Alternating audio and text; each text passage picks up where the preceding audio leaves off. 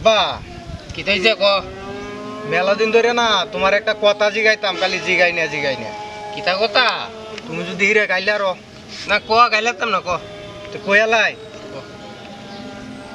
তুমি আব্বা যৌবন কালে কয়টা ফিরিত করছিলা?